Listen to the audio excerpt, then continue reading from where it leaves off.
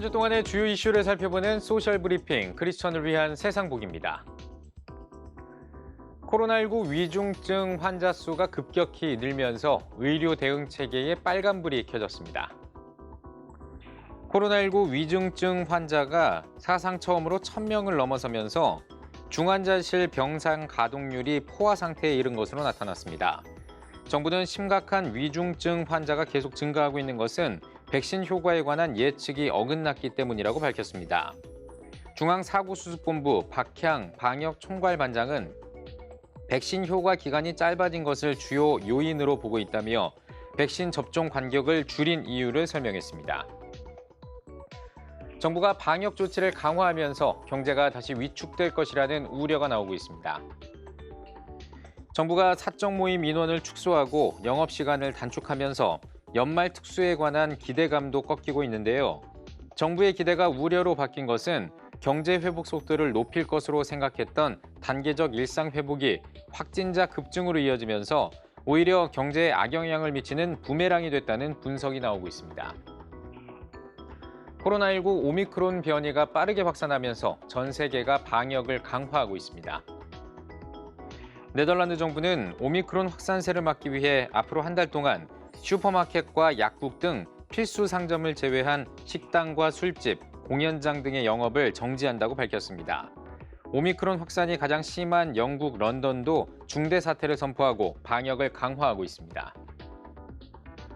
중고 거래 사이트에서 방역 패스를 거래하려는 시도가 늘고 있습니다.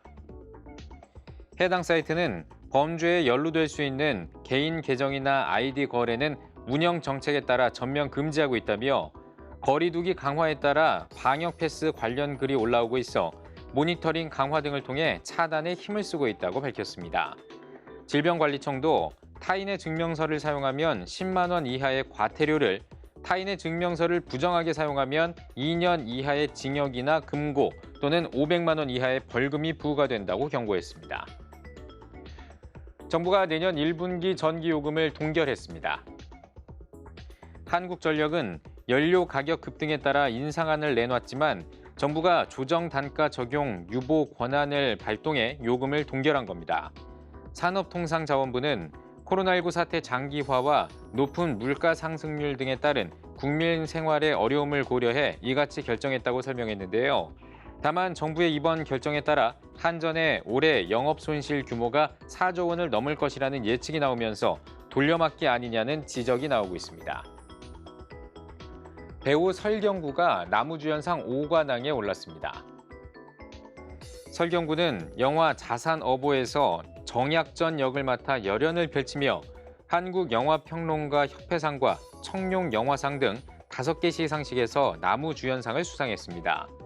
설경구는 지친 몸과 마음을 쉰다고 생각하고 적은 예산으로 좋은 영화를 만든 자는 의도로 영화에 참여했다며 영화를 할 때 어떤 마음으로 일을 해야 할지 다시 한번 생각하게 됐다고 소감을 밝혔습니다.